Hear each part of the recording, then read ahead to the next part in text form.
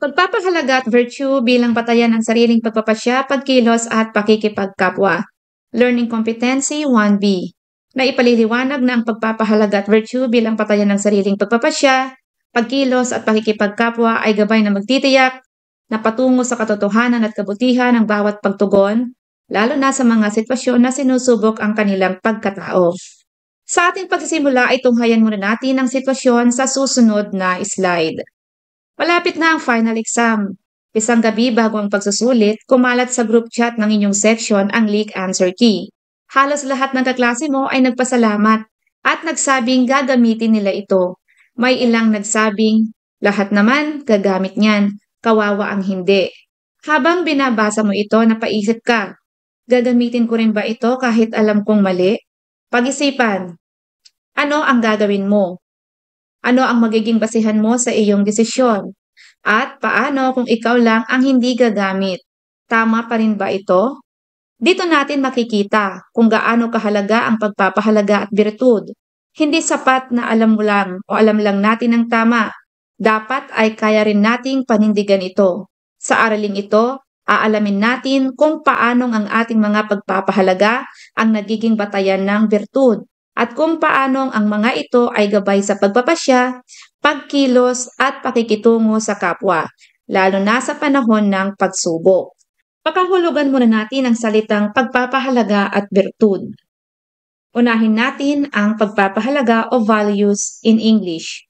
Ito ay nagmula sa salitang Latin na valor na nangangahulugang pagiging malakas o matatag at pagiging makabuluhan o pagkakaroon ng saysay o kabuluhan. Ang ibig sabihin ng malakas o matatag ay may paninindigan sa tama kahit mahirap. Ang makabuluhan o may saysay naman ay nangangahulugang may saysay at direksyon ang kilos. Hindi basta action lang, ito ay may malinaw na layunin at pinanghahawakang pagpapahalaga. Hindi lang dahil iniuutos ito o ginaya sa iba. Ano naman ang virtud o virtue in English? Ito ay galing sa salitang Latin na virtus o vir na nangangahulugang pagiging tao, pagiging matatag at pagiging malakas. Ibig sabihin ng pagiging tao ay may dignidad, may prinsipyo at may pananagutan sa kanyang mga kilos. At ang pagiging matatag naman ay kakayahang humarap sa hamon, meaning hindi basta-basta sumusuko kahit may pagsubok. At ang pagiging malakas naman ay may paninindigan at may moral na lakas, meaning may kakayahang gawin ang tama kahit mahirap. Ngayon, tingnan na natin ang papel ng pagpapahalaga at birtud sa pagpapasya, pagkilos at pakikipagkapwa tungo sa katotohanan at kabutihan. Unahin muna natin ang papel ng pagpapahalaga at birtud sa pagpapasya. Ano nga ba ang papel ng pagpapahalaga at birtud sa pagpapasya tungo sa katotohanan at kabutihan? Pakahulugan muna natin ang salitang pagpapasya. Ang pagpapasya ay bunga ng malalim, malikhain at kritikal na pag-iisip ng isang tao patungkol sa mga bagay na nararapat na makahantong sa paggawa ng ikabubuti at tama para sa lahat. Kapag sinabing malalim, ito ay nangangahulugang pinag-isipan ng mabuti.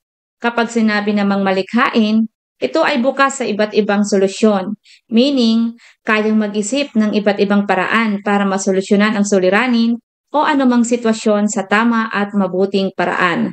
Ang critical naman ay nangangahulugang sinusuri kung tama at makatarungan ang magiging pagpapasya.